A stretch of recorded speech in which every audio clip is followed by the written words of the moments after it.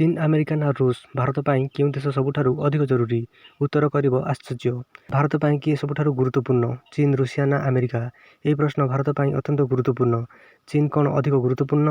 America କ'ଣ ସବୁଠାରୁ ଗୁରୁତ୍ୱପୂର୍ଣ୍ଣ ନା ରୁଷ ଏବେ ବି ଭାରତର ସବୁଠାରୁ ବିଶ୍ୱସ୍ତ ସହଯୋଗୀ?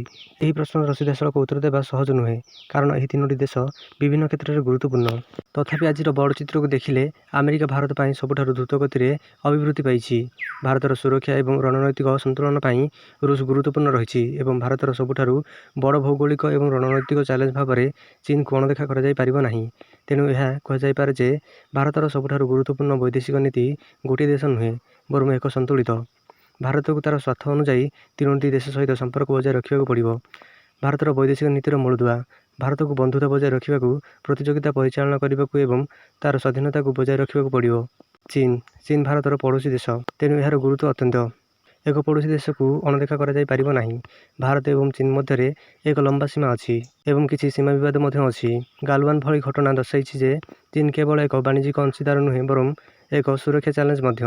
ଫଳସ୍ୱରୂପ ଚୀନ ସିଧାସଳଖ ଭାରତର ସାମରିକ, କୂଟନୈତିକ ଏବଂ ଆର୍ଥିକ ନୀତିକୁ ପ୍ରଭାବିତ କରେ। ଚୀନ ବିଶ୍ୱର ଏକ ପ୍ରମୁଖ ଆର୍ଥିକ ଶକ୍ତି।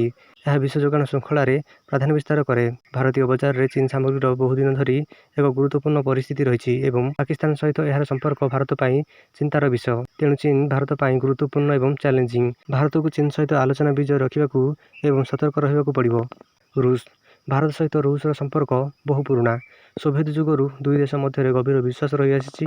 ଯେତେବେଳେ ଅନେକ ପାଶ୍ଚାତ୍ୟ ଦେଶ ଭାରତଠାରୁ ଦୂରେଇ ରହିଥିଲେ, ସେହି ସମୟରେ ରୁଷ ଅନେକ ପ୍ରସଙ୍ଗରେ ଭାରତକୁ ସମର୍ଥନ କରିଥିଲା। ପ୍ରତିରକ୍ଷା କ୍ଷେତ୍ରରେ ରୁଷର ସବୁଠାରୁ ବଡ଼ ଭୂମିକା ରହିଛି। ଭାରତର ସାମରିକ ବାହିନୀର ଅନେକ ପ୍ରମୁଖ ପ୍ଲାଟଫର୍ମ ରୁଷର। ଲଢୁଆ ବିମାନ, ବୁଡ଼ାଜାହାଜ, କ୍ଷେପଣାସ୍ତ୍ର ପ୍ରଣାଳୀ ଏବଂ ଅନେକ ପ୍ରତିରକ୍ଷା ଉପକରଣ ବହୁ ପୂର୍ବରୁ ରୁଷ ସହିତ ଜଡ଼ିତ। ଏହି କାରଣରୁ ଭାରତର ସୁରକ୍ଷା ଗଠନରେ ରୁଷ ଗୁରୁତ୍ୱପୂର୍ଣ୍ଣ ରହିଛି। ରୁଷ ଶକ୍ତି କ୍ଷେତ୍ରରେ ମଧ୍ୟ ଉପଯୋଗୀ। ରୁଷ ଭାରତ ପାଇଁ ତେଲ ଏବଂ ଗ୍ୟାସର ଏକ ଗୁରୁତ୍ୱପୂର୍ଣ୍ଣ ଉତ୍ସ ପାଲଟିଛି। ବିଶ୍ୱ ସଙ୍କଟ ସମୟରେ ଶସ୍ତା ଶକ୍ତିର ଉପଲବ୍ଧତା ଭାରତ ପାଇଁ ଆର୍ଥିକ ଆଶ୍ୱସ୍ତି ପ୍ରଦାନ କରିପାରିବ। ଏହାର ଅର୍ଥନୀତି ଆମେରିକା ଏବଂ ଚୀନ ତୁଳନାରେ ଦୁର୍ବଳ। ପ୍ରଯୁକ୍ତିବିଦ୍ୟା ସହଯୋଗର ପରିସର ମଧ୍ୟ ସୀମିତ। ତଥାପି ଭାରତ ସହଜରେ ରୁଷକୁ ପରିତ୍ୟାଗ କରିପାରିବ ନାହିଁ, କାରଣ ପ୍ରତିରକ୍ଷା ଏବଂ ରଣନୈତିକ ବିଶ୍ୱାସରେ ଏହାର ଭୂମିକା ଗଭୀର ରହିଛି। ଆମେରିକା। ଭାରତ ଆମେରିକା ସମ୍ପର୍କ ଆଜି ଦ୍ରୁତ ଗତିରେ ମଜବୁତ ହୋଇଛି। ଏହାର ଅନେକ କାରଣ ଅଛି। ପ୍ରଥମ କାରଣ ହେଉଛି ଅର୍ଥନୀତି। ଆମେରିକା ବିଶ୍ୱର ସବୁଠାରୁ ବଡ଼ ଅର୍ଥନୀତି ମଧ୍ୟରୁ ଗୋଟିଏ। ବାଣିଜ୍ୟ, ନିବେଶ, ସେବା କ୍ଷେତ୍ର ଏବଂ ରପ୍ତାନି ଦୃଷ୍ଟିରୁ ଆମେରିକା ଭାରତ ପାଇଁ ବହୁତ ଗୁରୁତ୍ୱପୂର୍ଣ୍ଣ। ଆଇଟି କ୍ଷେତ୍ରରେ ଭାରତ ଗୁରୁତ୍ୱପୂର୍ଣ୍ଣ ଶକ୍ତି ପାଇଁ ଆମେରିକା ଏକ ପ୍ରମୁଖ ବଜାର। ଦ୍ୱିତୀୟ କାରଣ ହେଉଛି ପ୍ରଯୁକ୍ତିବିଦ୍ୟା। ଆଜିର ବିଶ୍ୱରେ କେବଳ ସାମରିକ ଶକ୍ତି ଦ୍ୱାରା ଶକ୍ତି ନିର୍ଣ୍ଣୟ କରାଯାଏ ନାହିଁ। ପ୍ରଯୁକ୍ତିବିଦ୍ୟା, ସେମିକଣ୍ଡକ୍ଟର, ଏଆଇ, ସାଇବର ସୁରକ୍ଷା, ମହାକାଶ ଏବଂ ପ୍ରତିରକ୍ଷା ନବସୃଜନ ସମାନ ଭାବରେ ଗୁରୁତ୍ୱପୂର୍ଣ୍ଣ। ଭାରତର ବିକାଶ ଏବଂ ଆଧୁନିକୀକରଣ ପାଇଁ ଏହି ସହଭାଗିତା ଅତ୍ୟନ୍ତ ଗୁରୁତ୍ୱପୂର୍ଣ୍ଣ।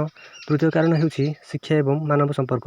ଏକ ବିଶାଳ ଭାରତ ଜନସଂଖ୍ୟା ଯୁକ୍ତରାଷ୍ଟ୍ରରେ କାର୍ଯ୍ୟ କରନ୍ତି। ଭାରତୀୟ ବଂଶୋଦ୍ଭବ ବୃଦ୍ଧିଗତ, ବୈଜ୍ଞାନିକ, ଡାକ୍ତର ଏବଂ ଉଦ୍ୟୋଗୀମାନେ ସେଠାରେ ଦୃଢ଼। ଏହି ସମ୍ପର୍କ କେବଳ ସରକାର ମଧ୍ୟରେ ନୁହେଁ ବରଂ ସମାଜ ମଧ୍ୟରେ